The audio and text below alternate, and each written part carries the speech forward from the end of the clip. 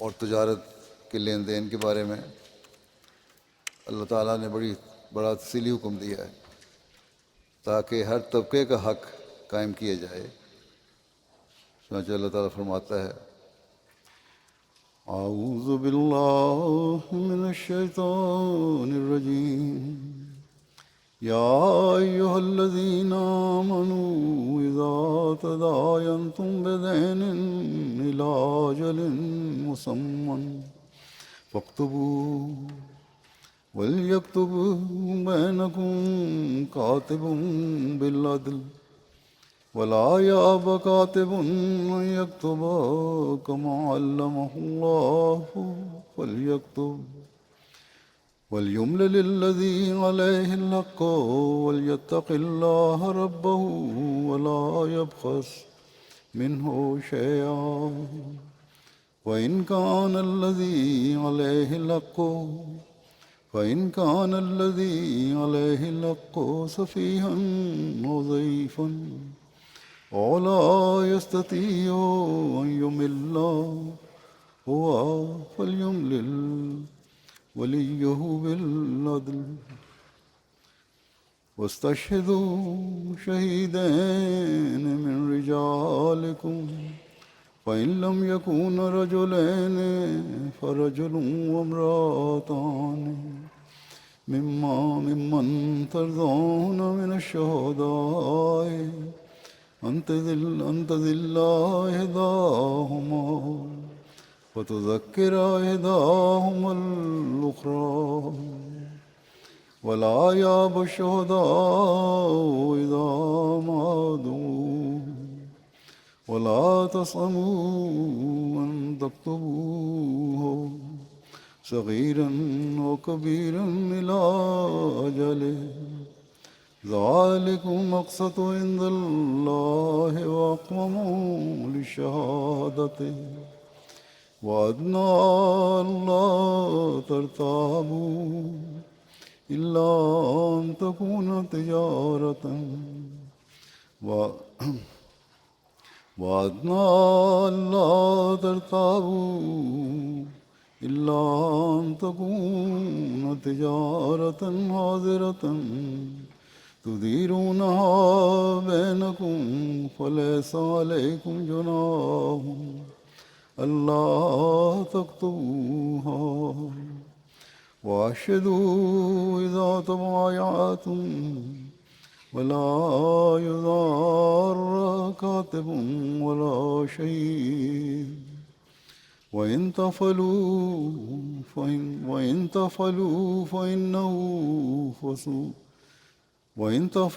فإنه فسوق بكم واتقوا الله ويعلمكم الله والله بكل شيء عليم۔ یہ ایک آیت ہے، بڑی تفصیلی آیت۔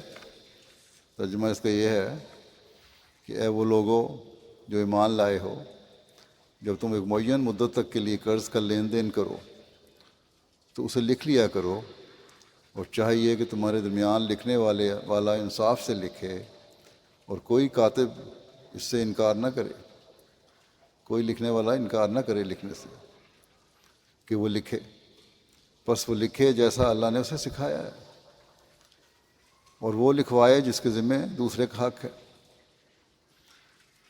اور اللہ اپنے رب کا تقوی اختیار کرے اور اس میں سے کچھ بھی کم نہ کرے۔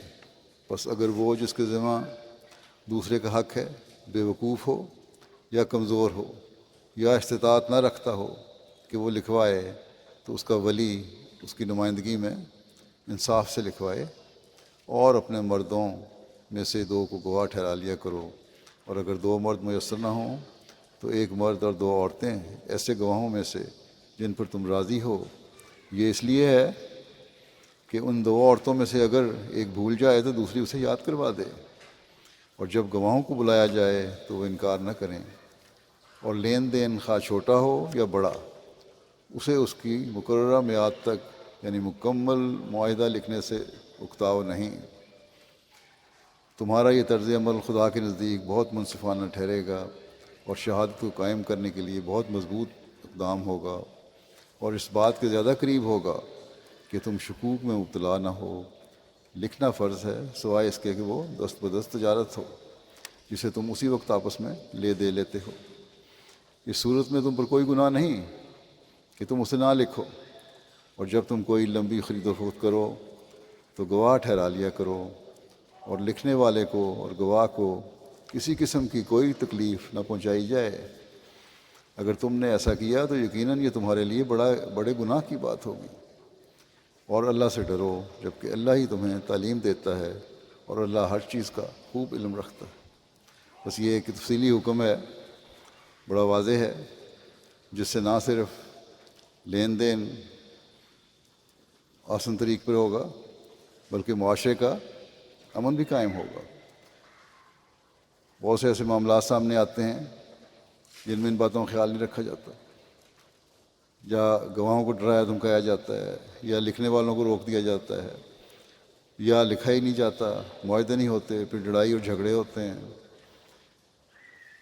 بس آج کے ترقی یافتہ لوگوں کو تو آج اس بات کا خیال آیا ہے کہ یہ قانونی کارروائیاں ہونی چاہیے، لکھنا پڑھنا ہونا چاہیے، لیکن اسلام نے آج سے 1400 سال پہلے اس کا تفصیلی حکم دیا ہے تاکہ تجارت اور لین دین اور کاروباروں میں ایک بغیر کسی فتنے اور جھگڑے کے آرام سے ایک سارا کچھ کام ہوتے رہیں، سارے کام ہوتے رہیں۔ قرض لے کر اسے اتارنے کی کس قدر فکر ہونی چاہیے، اس بارے میں روایات میں حضرت صلی اللہ علیہ وسلم کا بیان فرمودہ ایک واقعے کا ذکر ملتا ہے۔ حضرت ابو ہریرہ نے رسول اللہ صلی اللہ علیہ وسلم سے روایت کی کہ آپ صلی اللہ علیہ وسلم نے بنی اسرائیل کے ایک شخص کا ذکر کیا کہ اس نے بنی اسرائیل میں سے کسی دوسرے شخص سے 1000 اشرفیاں قرض مانگی، تو اس نے کہا میرے کے پاس کوئی گواہ لے کے آؤ، میں ان کو گواہ ٹھہراؤں اور رقم دے دوں۔ تو اس نے کہا کہ اللہ ہی کافی گواہ ہے۔ اس نے کہا پھر اپنا کوئی ضامن پیش کرو۔ اس نے کہا اللہ ہی کافی ضامن ہے۔ اس نے کہا تم نے سچ کہا، اور اس کو ایک مقررہ میعاد کے لیے اشرفیاں دے دیں۔ اللہ تعالیٰ کی ضمانت اور گواہی پر قرض دے دیا۔ جس نے قرض لیا تھا اس نے سمندر کا سفر کیا اور اپنا کام سر انجام دیا، اور اس کے بعد جہاز کی تلاش کی کہ جس پر سوار ہو کر اس کے پاس اس میعاد پر پہنچ جائے جو اس نے مقرر کی تھی، یعنی وہاں واپس آئے اور قرض دینے والے کا قرض اتار سکے، مگر اس نے کسی جہاز کو نہیں پایا۔ آخر اس نے ایک لکڑی لی اور اسے کریدا اور اس میں 1000 اشرفیاں اور اپنا ایک خط اپنے دوست کے نام رکھ دیے، پھر اس کا منہ بند کر دیا، اور پھر اسے لے کر سمندر پر آیا اور کہا اے میرے اللہ، تو جانتا ہے کہ میں نے فلاں شخص سے 1000 اشرفیاں لی تھیں اور اس نے مجھ سے ضامن مانگا تھا، اور میں نے کہا تھا اللہ ہی کافی ضامن ہے، اور وہ تیرا نام سن کر راضی ہو گیا تھا، اور اس نے مجھ سے گواہ مانگا تھا اور میں نے کہا تھا اللہ ہی کافی گواہ ہے، اور وہ تیرا نام سن کر راضی ہو گیا تھا، اور میں نے بہت کوشش کی کہ کوئی جہاز پاؤں کہ اس کا مال اس کو بھیج دوں، مگر میں نہ کر سکا، اور اب میں یہ مال تیرے سپرد کرتا ہوں۔ یہ کہہ کر اس نے وہ لکڑی سمندر میں ڈال دی، یہاں تک کہ وہ سمندر میں آگے چلی گئی۔ اس نے کہا کہ اور کوئی ذریعہ نہیں، تو اللہ پہ توکل کرتے ہیں۔ پھر اللہ کے توکل کا کیا نتیجہ نکلا؟ اس کے بعد وہ واپس گھر آ گیا اور جہاز کی تلاش میں پھر بھی رہا تاکہ اپنے ملک واپس جا سکے۔ وہ شخص جس نے اس کو قرض دیا ہوا تھا ایک دن باہر نکلا کہ دیکھیں شاید کوئی جہاز اس کا مال یا روپیہ لے کر آیا ہو، تو اس کی نظر اس لکڑی پر پڑی جس کے اندر مال رکھا ہوا تھا۔ وہ اسے اپنے گھر والوں کے لیے ایندھن سمجھ کر لے گیا۔ جب اس نے اس کو چیرا تو اس میں مال اور خط پایا۔ پھر کچھ مدت کے بعد وہ شخص بھی آ پہنچا جس کو اس نے مال قرض دیا تھا۔ وہ 1000 دینار اپنے ساتھ لایا اور کہا اللہ کی قسم، میں نے جہاز کی انتہائی تلاش کی تھی تا تمہارا مال تمہیں واپس کروں، مگر جس جہاز میں آیا ہوں میں اس سے پہلے میں نے کوئی جہاز نہیں پایا۔ تو قرض خواہ نے کہا کیا تو نے کوئی رقم میرے لیے بھیجی تھی؟ اس نے کہا کہ میں تجھے بتاتا ہوں کہ مجھے اس جہاز کے سوا جس میں اب آیا ہوں کوئی جہاز نہیں ملا۔ قرض خواہ نے کہا کہ اللہ نے تیری طرف سے وہ مال مجھے پہنچا دیا ہے جو تو نے لکڑی میں بند کر کے بھیجا تھا، بس تو اطمینان سے 1000 اشیاء لے کر واپس لوٹ جا۔ یہ ایمانداری دونوں طرف سے ملتی ہے ہمیں، بس یہ ایمان کی حالت ہے اور یہ قرض اتارنے کی فکر ہے جو ایک قرض دار کو ہونی چاہیے، اور پھر جس کا قرض اتارنا تھا اس کی ایمانی حالت بھی کس اعلیٰ معیار کی ہے کہ جب اللہ تعالیٰ نے پہلے ادائیگی کا سامان کر دیا تو پھر دھوکے سے دوبارہ لینے کی کوشش نہیں کی اس میں۔ بس یہ وہ معیار ہیں جو ہمارے اندر ہونے چاہیے، اور یہی وہ معیار ہیں جن سے ہم اپنے ایمان میں کامل اور اپنے عہد بیت کا حق ادا کرنے والے ہوں۔ بس اس لحاظ سے ہمیں ہر ایک کو جائزہ لینا چاہیے جو کاروبار کرتے ہیں یا لین دین کرتے ہیں۔ پھر قرض دار کو سہولت دینے کا حق اسلام قائم کرتا ہے۔ چنانچہ حضرت ابو ہریرہ سے روایت ہے کہ نبی کریم صلی اللہ علیہ وسلم نے فرمایا جو شخص تنگ دست قرض دار کو مہلت دے یا اسے قرض میں سے کچھ چھوڑ دے تو اللہ تعالیٰ قیامت کے دن اس کو عرش کے سائے کے نیچے جگہ دے گا۔ اس دن عرش کے سائے کے سوا کوئی سایہ نہیں ہوگا۔ ایک مومن جسے عرش کے سائے کی فکر ہے اس کے لیے یہ کتنی بڑی ضمانت ہے۔ یہ باتیں ہیں جو حسین معاشرے کو قائم کرتی ہیں، لیکن بہت سارے معاملات آتے ہیں ایسے، جھگڑے اٹھتے ہیں جہاں دھوکے دیے جاتے ہیں ایک دوسرے کو، یا انکار کیے جاتے ہیں، یا دوری رقمیں وصول کی جاتی ہیں، یا کرنے کی کوشش کی جاتی ہے، اس کے لیے مقدمے بازیاں ہوتی ہیں۔ بس ہمارے معاشرے میں تو یہ باتیں نہیں ہونی چاہیے، ایک حسین اور پاک معاشرہ ہونا چاہیے ہمارا۔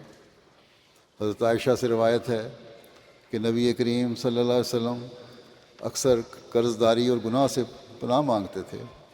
میں نے عرض کیا اے اللہ کے رسول صلی اللہ علیہ وسلم آپ کیوں قرض داری سے بہت پناہ مانگتے ہیں؟ تو آپ نے فرمایا جو قرض دار ہوگا وہ جھوٹی بات کہے گا اور وعدہ خلافی کرے گا۔ اب حضرت صلی اللہ علیہ وسلم تو ایسی کوئی بات نہیں کر سکتے تھے، آپ اپنی امت کو سبق دے رہے ہیں، نصیحت فرما رہے ہیں کہ قرض لے کر جھوٹے وعدے نہ کرو، اور صاف ستھری بات قرض لیتے وقت بھی کرو، اور پھر اپنی نیتوں کو بھی صاف رکھو۔ بہت سے لوگ قرض اتارنے کی توفیق ہوتے ہوئے بھی بہت لت و لال سے کام لیتے ہیں اور پھر جھوٹ پر جھوٹ بولتے ہیں۔ بس ہر قرض دار کو اپنی ذمہ داری کا احساس ہونا چاہیے۔ قرض سے نجات اور جلد اتارنے کے لیے حضرت مسیح علیہ السلام نے بھی ایک نسخہ بیان فرمایا ہے۔ اللہ پر توکل ہو، اللہ سے دعا ہو تو اللہ تعالیٰ بھی سامان فرما دیتا ہے قرض سے نجات کی اور جلد اتارنے کی۔ حضرت مسیح موعود فرماتے ہیں کہ ایک شخص نے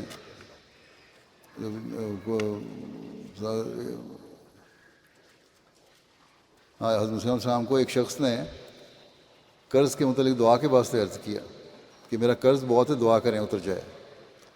اب بہت لوگ لکھتے رہتے ہیں قرض کی دعا کے لیے، تو آپ صلی اللہ علیہ وسلم نے فرمایا استغفار بہت پڑھا کرو۔ انسان کے واسطے غموں سے سبک ہونے کے لیے واسطے یہ طریق ہے، نیز استغفار ترقیات ہے۔ حضرت صلی اللہ علیہ وسلم کا اپنا رویہ قرض کی ادائیگی کا کیا تھا؟ ایک دفعہ ایک یہودی آیا جس کا آپ نے قرض دینا تھا، اس نے آ کر سخت کلامی شروع کی، اور گو ادائیگی قرض کی میعاد ابھی پوری نہیں ہوئی تھی، ابھی وقت تھا جو معاہدہ طے ہوا تھا اس کے مطابق، مگر آپ نے اس سے مدد کی اور ایک صحابی کو بھیجا کہ فلاں شخص سے جا کر کچھ قرض لے آؤ، اور اس یہودی کا قرض ادا کر دیا۔ جب وہ یہودی سخت کلامی کر رہا تھا تو صحابہ کو اس یہودی پر سخت غصہ آیا، اور ان میں سے بعض اسے سزا دینے کے لیے تیار ہو گئے، مگر آپ صلی اللہ علیہ وسلم نے فرمایا اسے کچھ مت کہو، کیونکہ میں نے اس کا قرض دینا تھا اور اس کا حق تھا کہ مجھ سے مطالبہ کرتا۔ جس وقت کا یہ واقعہ ہے، مسلم موعود نے اس کی تفصیل لکھی ہے کہ جس وقت یہ واقعہ ہوا آپ مدینہ اور اس کے گرد گرد کے بہت سے علاقے کے بادشاہ ہو چکے تھے. ساری حضرت صلی اللہ علیہ وسلم کی زیر نگین تھا یہ سارا علاقہ، آپ کی حکومت تھی وہاں.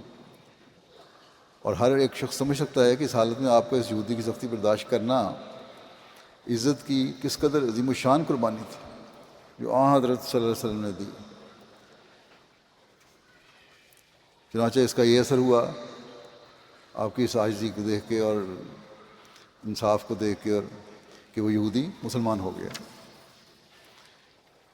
قرض کی ادائیگی کی پابندی اور اس کی اہمیت کا اندازہ اس روایت سے ہوتا ہے جس میں بیان ہوا ہے کہ چاش کا وقت تھا، لوگ ایک جنازہ کندھوں پر اٹھائے ہوئے آئے. ورثاء نے حضرت صلی اللہ علیہ وسلم درخواست کی کہ اس میت کا نماز جنازہ پڑھا دیں. حضور صلی اللہ علیہ وسلم نے پوچھا کیا تمہارے اس صاحب کے ذمہ کوئی قرض تو نہیں ہے؟ لوگوں نے کہا صرف 2 دینار قرض ہیں. اتنے غریب لوگ تھے، وہ لوگ اس 2 دینار بھی اتار نہیں سکتے تھے. حضور صلی اللہ علیہ وسلم نے خود جنازہ پڑھانے سے انکار کیا اور فرمایا کہ تم خود ہی اپنے صاحب پر نماز جنازہ پڑھ لو. حضرت صلی اللہ علیہ وسلم مقروض آدمی کا نماز جنازہ نہیں پڑھا کرتے تھے. حضرت علی رضی اللہ عنہ کو اندیشہ ہوا کہ وہ بھی وہاں موجود تھے، کہیں یہ آدمی حضور صلی اللہ علیہ وسلم کی نماز کی برکت سے محروم نہ ہو جائے، دعا محروم نہ ہو جائے. جلدی سے خدمت میں عرض کیا اور کہ یا رسول اللہ وہ 2 دینار میرے ذمہ ہیں، میں ادا کر دوں گا اور میت اس سے بری ذمہ ہے. چنانچہ نبی کریم صلی اللہ علیہ وسلم نے میت کا نماز جنازہ پڑھایا. پھر حضرت علی رضی اللہ عنہ نے فرمایا جزاک اللہ خیرا.